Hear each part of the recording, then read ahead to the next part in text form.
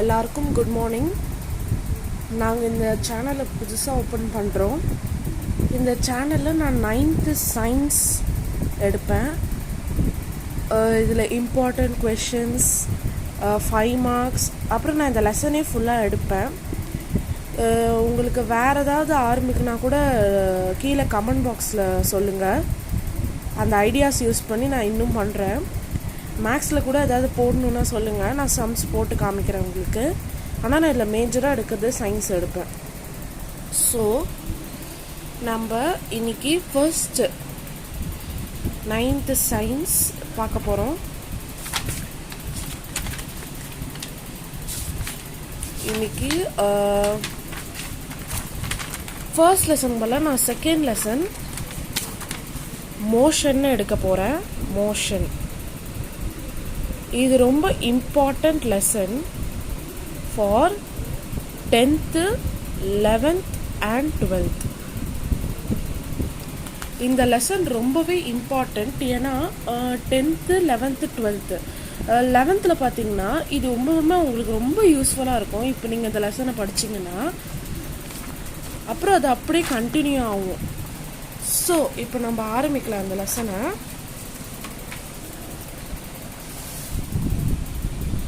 So okay,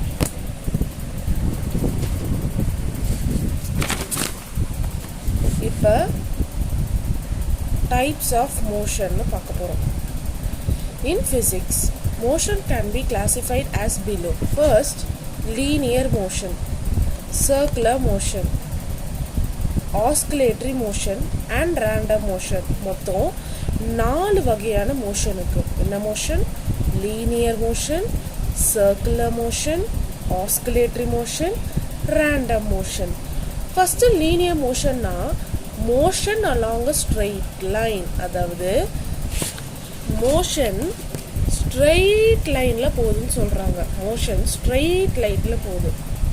next circular மோஷன்னா motion along a circular பாத், ஒரு circular பாத் வழியா ஒரு மோஷன் போகுதுன்னு சொல்றாங்க. எக்ஸாம்பிள், இது ஒரு வட்டம்னு வைங்களேன். இது ஒரு சர்க்குலர் பாத் ஆஃப் அ பார்க்னா அதை சுற்றி இந்த மோஷன் போகுதுன்னு அர்த்தம். புரியுதா?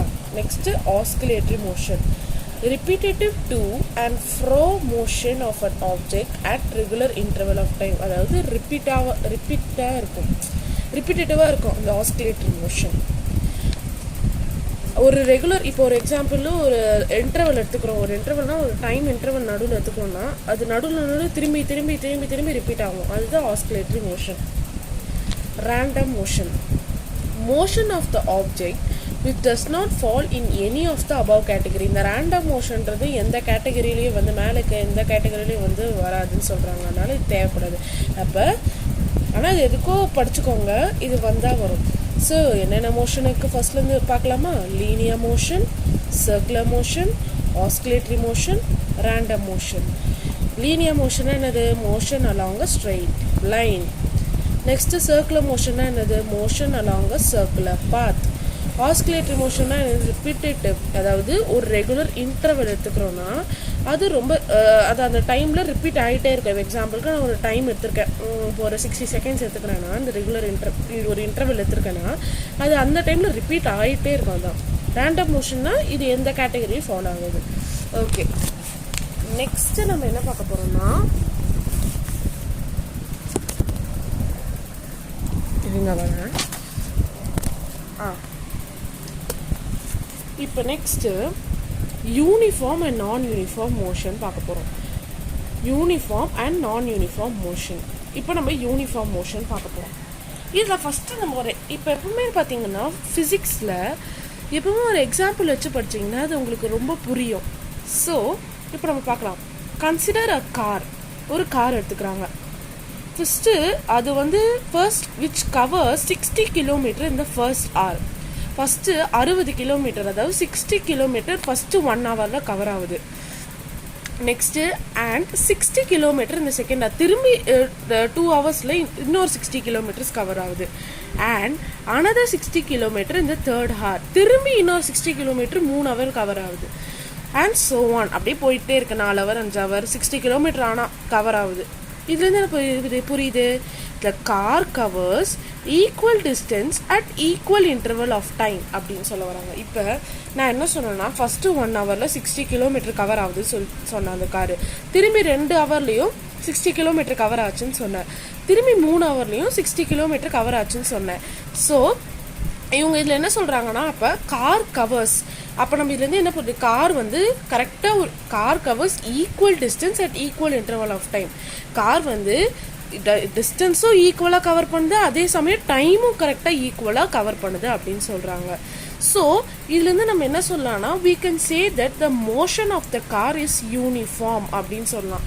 இந்த மாதிரி ஒரே டிஸ்டன்ஸ் ஒரே இன்டர்வல் ஆஃப் டைமில் கவர் பண்ணுச்சுன்னா நம்ம இந்த மோஷனை யூனிஃபார்ம்னு சொல்லலாம்.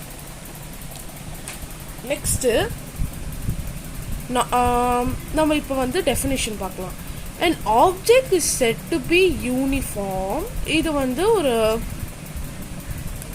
an object is said to be uniform motion if it covers equal distance in equal interval of time, however big or small all these time intervals may be.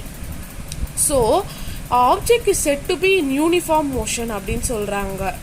ஒரு object uniform மோஷனில் இருக்குது if it covers equal distance in equal, இப்போ தான் பார்த்தோம், ஒரே distance equal distance in equal interval of time, however big or small. Next non uniform motion. ஓகேவா, இப்போ நான் வேணா உங்களுக்கு யூனிஃபார்ம் மோஷன் சொல்கிறேன்.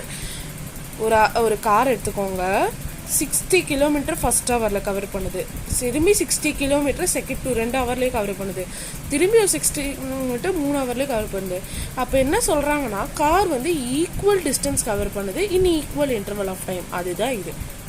ஓகேவா, நெக்ஸ்ட்டு யூனிஃபார்ம் மோஷன் நல்லா கிளியராக பார்த்துட்டோம். இப்போ non uniform motion.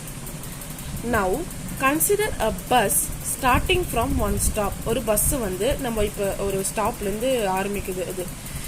It proceed slowly when it passes through a crowded area of the road. இப்போ எக்ஸாம்பிள் அந்த பஸ்ஸு வந்து டி நகர்லேருந்து ஆரம்பிக்குது. அந்த டி நகர் பிளேஸ் எப்பவுமே க்ரௌடடாக இருக்கும். ஸோ அந்த வழியாக போகும்போது கொஞ்சம் மெதுவாக போவோம் அப்படின்னு சொல்கிறாங்க.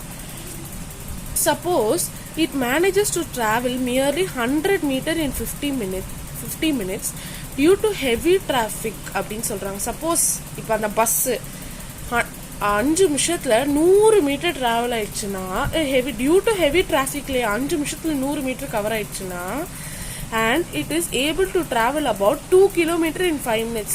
திரும்பி ஒரு 5 நிமிஷத்தில் 2 kilometers ட்ராவல் ஆயிடுச்சுன்னா when the road is clear. இப்போ எக்ஸாம்பிள் பார்த்தீங்கன்னா ஹெவி டிராஃபிக்கால் 5 நிமிஷத்தில் 100 மீட்டர் தான் அதால் கவர் பண்ண முடிச்சு.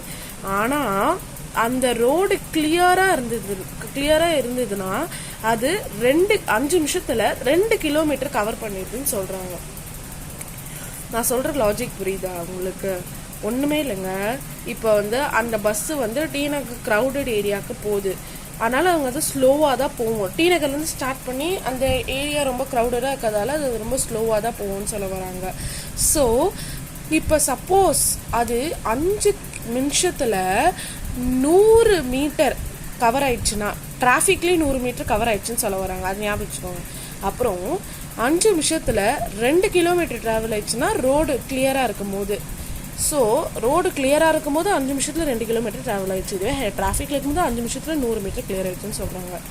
ஸோ இதில் என்ன சொல்ல வராங்க? இப்போ hence the motion of the bus is non uniform. Non யூனிஃபார்ம்னா it travels unequal distance in equal interval of time. இங்கே பார்த்தீங்கன்னா இப்போ எக்ஸாம்பிள் பார்த்தீங்கன்னா இருங்க வரேன்.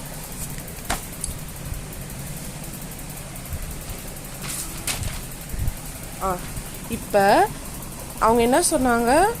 100 மீட்டர் இன் 5 minutes.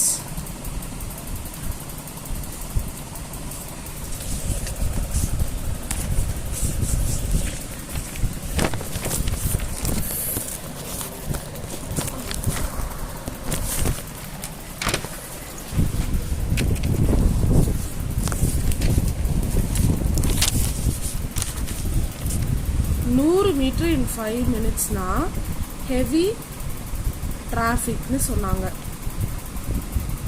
இதுவே 2 kilometer in 5 minutes na அது less traffic, அதாவது road is clear அப்படின்னு சொல்ல வராங்க. ஸோ இதுல என்ன தெரியுதுன்னா இது ஒரு non uniform motion. This is like இது ஒரு நான் யூனிஃபார்ம் மோஷன், அதாவது it covers unequal distance. 100 metre 2 கிலோமீட்டர்ல டிஸ்டன்ஸ் தானே, இது unequal distance. ஆனா ஈக்குவல் இன்டர்வல் ஆஃப் டைம் பாத்தீங்கன்னா சேமா தானே இருக்கு. இதுல 5 minutes, இதுவும் 5 minutes, அதுதான். ஸோ நான் யூனிஃபார்ம் மோஷன் என்னது? So the motion is non uniform. Short form எழுதிக்கிறேன். if it covers unequal distance in equal interval of time. So இப்போ நமக்கு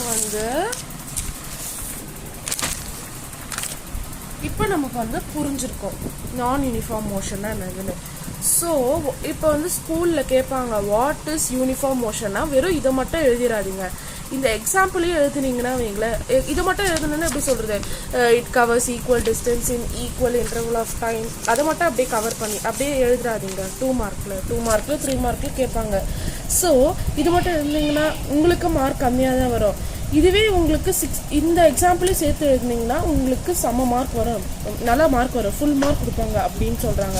ஸோ இதுவே நான் யூனிஃபார்ம் மோஷன் எடுத்துக்கிட்டிங்கன்னா இந்த டெஃபினேஷன், அதாவது வெறும் இந்த motion of the bus is non uniform, வெறும் it covers unequal distance in equal interval of time மட்டும் எழுதிங்கன்னா மார்க் கிடைக்காது.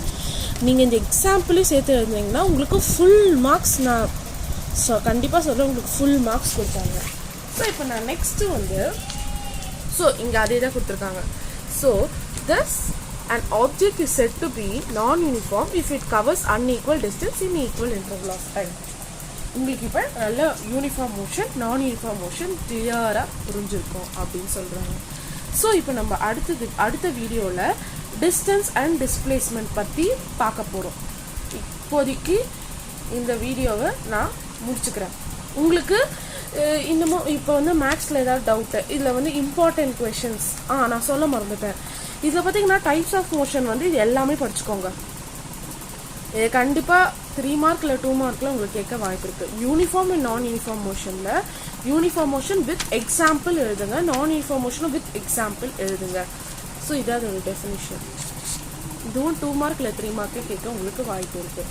ஸோ நான் உங்களுக்கு அடுத்த வீடியோ டிஸ்டன்ஸ் அண்ட் டிஸ்பிளேஸ்மெண்ட் இப்போ போட போகிறேன். ஓகே, ஸோ உங்களுக்கு இப்போ ஏதாவது வேறு 5 மார்க்ஸ் உங்களுக்கு வேணும்னா இதில் எக்ஸசைஸ் ஏதாவது சால்வ் பண்ணனா கூட சொல்லுங்கள், நான் இந்த வீடியோவில் சால்வ் பண்ணுறேன். ஆனால் கமெண்ட் பாக்ஸில் ரிப்ளை பண்ணுங்கள். ஸோ இந்த வீடியோவை மறக்காமல் லைக் பண்ணிடுங்க, சப்ஸ்கிரைப் பண்ணிடுங்க. தேங்க்யூ.